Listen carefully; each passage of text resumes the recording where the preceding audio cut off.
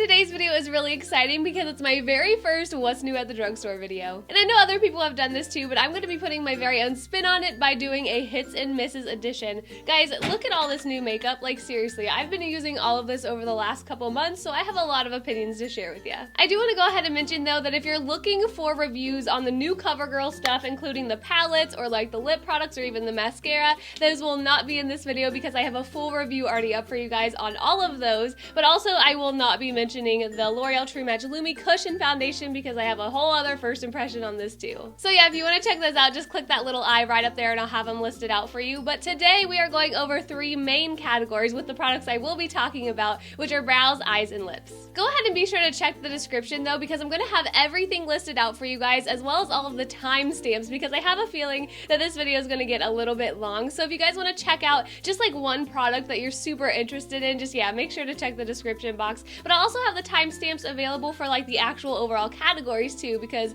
I don't know, I just think that'll be kind of helpful. Starting out with brows though, this is my new favorite eyebrow pencil, guys, and this is the L'Oreal Brow Stylist Definer Ultra Fine Tip Shaping Pencil, and I got the shade in Brunette. For all the prices I'll be telling you guys today, I did refer to Ulta's website, which I know can be sometimes a little bit high when it comes to price, so just be sure to look out around you because the prices may differ for some of these products. But on the site, this one came in at $8.99 and it comes in 3 shades. I absolutely love this thing, guys, because it's almost a dead ringer for the Anastasia Brow Wiz, which is like my favorite brow product, and that thing is $20 and this is $9. I love the fine tip on this thing. I feel like the formula is really nice because it glides on super easily with a lot of pigmentation. You're not going over the same area like 10 times. The color also though matches my hair or like my brow color really well, and also it's a little bit on the waxier side, which I tend to love in pencils like this. But I'm not going to stop raving there, guys, because this has a spoolie along with it, just like the Anastasia one, and I have not seen that in drugstores so far, so I find that just extremely helpful. The other brow product I wanted to tell you about is this Rimmel Brow Gel, and I've actually been using this along with that brow pencil a lot, and I've really grown to like it. So this is the Rimmel Brow This Way Brow Styling Gel, and I got the shade in 002 Medium Brown. On Ulta's website, it is very reasonable at about $4.50, and I'm not quite sure how many shades this comes in.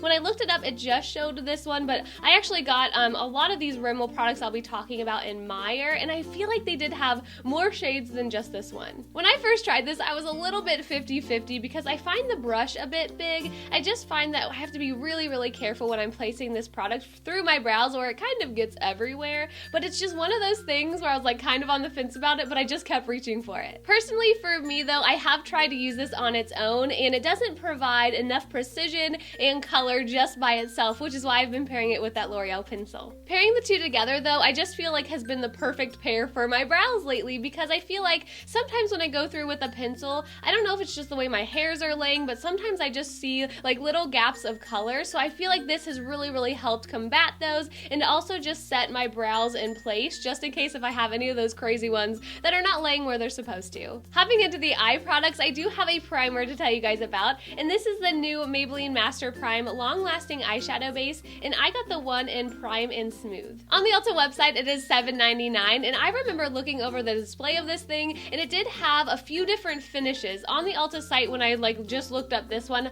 I didn't see the options for other colors or finishes, but when I was looking at my local Marc'er over the display, I feel like they had 3 different ones, and this one was more of like the iridescent finish on the eyes. I've been super happy with this, guys. I'm really excited to see Maybelline come out with an eye primer that is really nice, because I feel like in the drugstore, there's definitely a lack of good eyeshadow primers. I absolutely love the doe foot applicator on this thing. The formula is really nice and moussey. I feel like a little bit goes a long way, and it's super easy to blend out. I'll admit to you guys though, because on very simple eyeshadow days, I really skip the primer and I just go straight into the eyeshadow. But on days like today, where I'm doing a little bit more like bigger looks or more complex ones with more shadows, I have reached for this. I am wearing it under my eyeshadow today, and I feel like whenever I do, it does exactly what it's supposed to. And I also really do like the finish of this. When I was looking at the eyeshadow primers and all the finishes, I was like, is it really gonna make a difference? But this one has just, I would kind of say, like an iridescent shine to it. Now, does it come through when I start packing on the eyeshadows? No, but I do think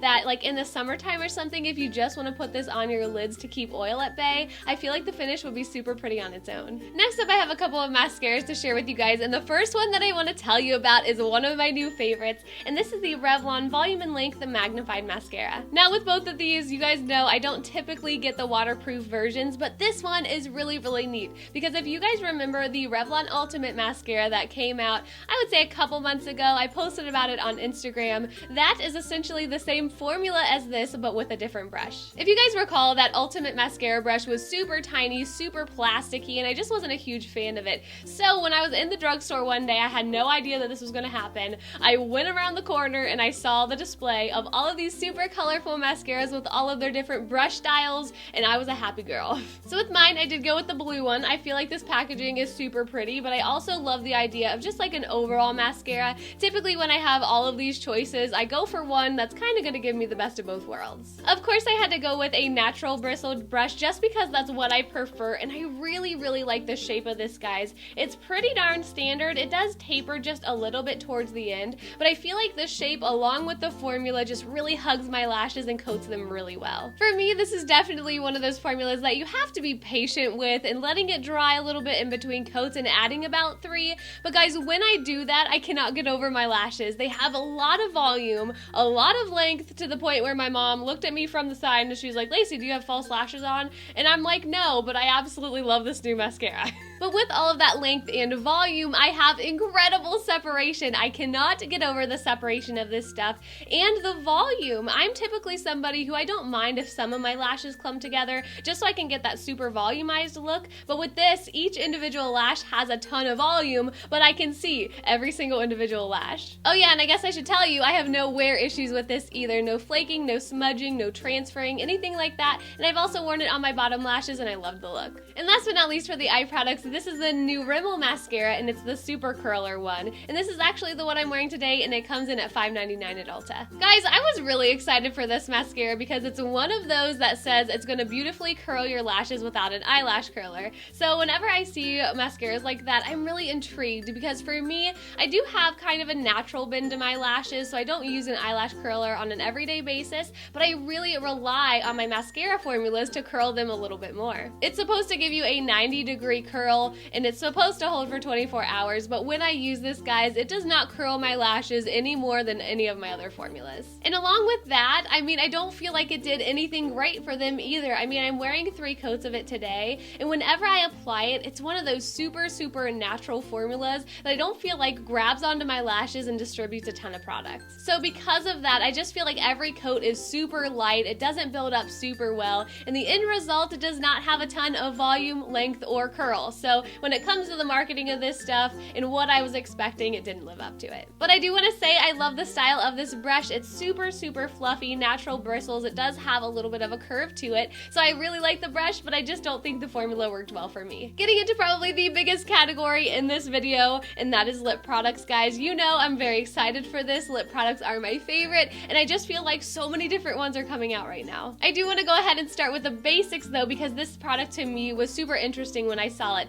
This is from Rimmel, and it's the Lip Conditioning Balm by Kate Moss, and it's only $5.50. This only does just come in this one clear balm shade, and this was in the display with the lipsticks and the lip liners, which I'll be talking about in a second. So I really liked how they featured a balm along with their new lip products. The one thing that caught my eye with this though is the packaging and just how it's in a lipstick form. I don't know why, but I love when lip balms are packaged like that because I find that they're super easy to apply. Talking about the formula though, it's kind of what I expected from the drugstore. Of course, I'm always super wishful thinking and like, this could be the best balm that I ever use, but unfortunately it wasn't that, but it's not horrible either. For me, it was a little bit light on the lips. I didn't think it was the most moisturizing thing I've ever felt. For me, it's not something I would put on as like an overnight treatment as I'm sleeping, but I've really enjoyed using it at my vanity as I'm getting ready. Now for these next two, I wasn't quite sure which order I wanted to talk about them, but I think I'm going to start with the lipsticks first and then go back to these lip liners. But these are really neat. They're the newest lipstick formula from Rimmel, and these are called the Only One lipsticks. I kind of don't understand the name. These are only $6.99, which I find awesome for the drugstore, and they come in 12 shades, which I think is a great range. If we're talking standouts in this video, I would definitely say that Revlon mascara in this lipstick formula. Oh my gosh, I can't wait to go back and get more. The two shades that I originally picked up are number 112 120 You're All Mine, which is a super everyday, just really pretty pink color with a little bit of peach in there,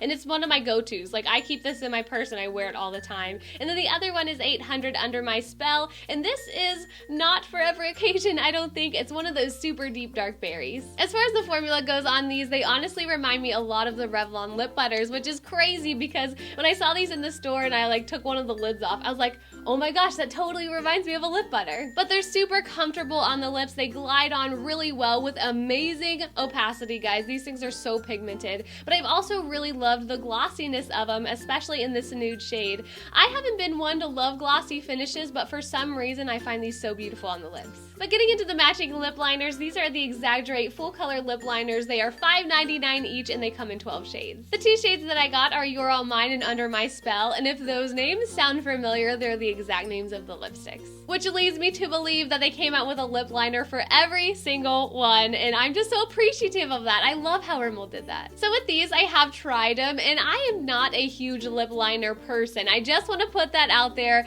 first and foremost because I find them a little bit drying, but I think that's just me. When it comes to the formula on these, they glide on really, really well. They have amazing opacity, and I actually used the darker one of the two, the more berry one, as a lip liner today, but I went in with like a different lipstick, which you'll see in a second. So for the last two things, I'm going to be talking about two matte lip colors, and you guys can probably guess which two I'm talking about. One from L'Oreal and then also one from Maybelline, but we're going to go ahead and start with the L'Oreal ones. So these are the Infallible Pro Matte Lip Glosses. They come in 10 shades and they're $9.99 each. These have a really funny story though. I think I posted about it on Twitter because I looked for the Maybelline ones for so long, and I ran into Target and I saw a new lip product display with these on it. I quickly grabbed my colors thinking they were the Maybelline ones because I got so darn excited, and as they were like going down the checkout line, I saw L'Oreal and I was like, crap. But that night I did locate the Maybelline ones at a CVS, and I realized how similar the formulas are marketed to be, so I decided to keep these, try them for you guys, and they are super comparable to the Maybelline ones actually. I haven't worn all of these shades yet. I have worn the nude one a couple of times, but I will go through the shades that I picked up.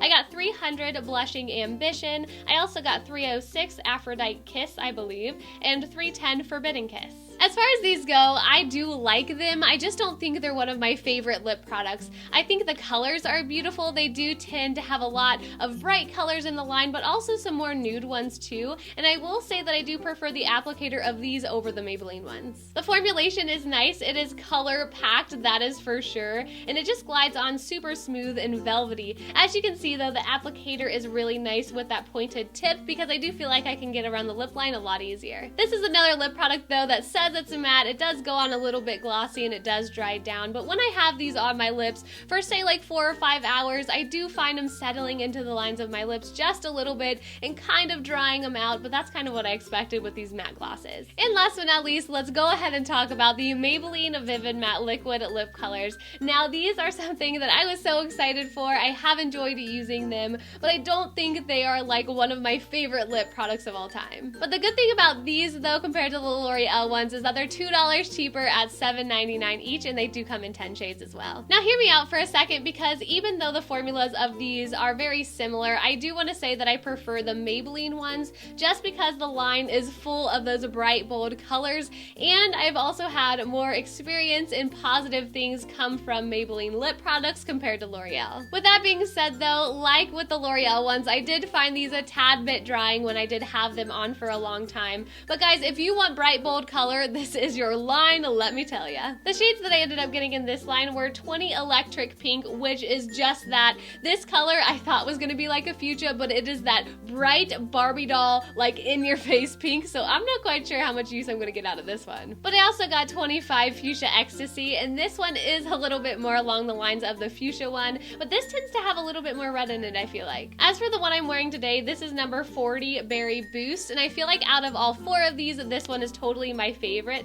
But I do want to say, in the packaging, these come off, I feel like, a lot darker than they actually look on the lips. But yeah, this one's just a really nice berry, but I feel like it has a lot of pink in it, which I feel like makes it flattering on my skin tone. And the craziest one of all that I still have not put on my lips, this one is number 45 Vivid Violet, and it is a straight up purple. Again though, this is a formula that does tend to dry my lips out a little bit if I am wearing these like all day, but I do make sure to do my little trick where if I'm reapplying, say after lunch or something, and I've been wearing them all all morning, I just go ahead and take off all of the remainder of the lip product, even though these do stain a little bit, as you can see from the back of my hand right there. I mean, they do wear really well, but yeah, when I go to reapply, I just take off the old stuff, put on a chapstick, go in with a new layer of this stuff, and it tends to be fine. But yeah, a really, really nice, bold lip color if you're into that. I just don't think it's getting along with my super dry winter lips right now. So that is everything for my What's New at the Drugstore hits and misses video. I really hope you guys enjoyed it, and if you did, please make sure to give it a huge thumbs up as always. Don't forget that I'll have every single shade and every single item listed down below for you guys, as well as links if you want to check out more about them. But please let me know what you guys have been seeing in stores and what you think I should try next. And also please let me know if you guys have tried any of these and what your thoughts are. But as far as the new things that I haven't been able to get my hands on yet, I really want to try the new CoverGirl Baked Blushes next, as well as those L'Oreal single eyeshadows.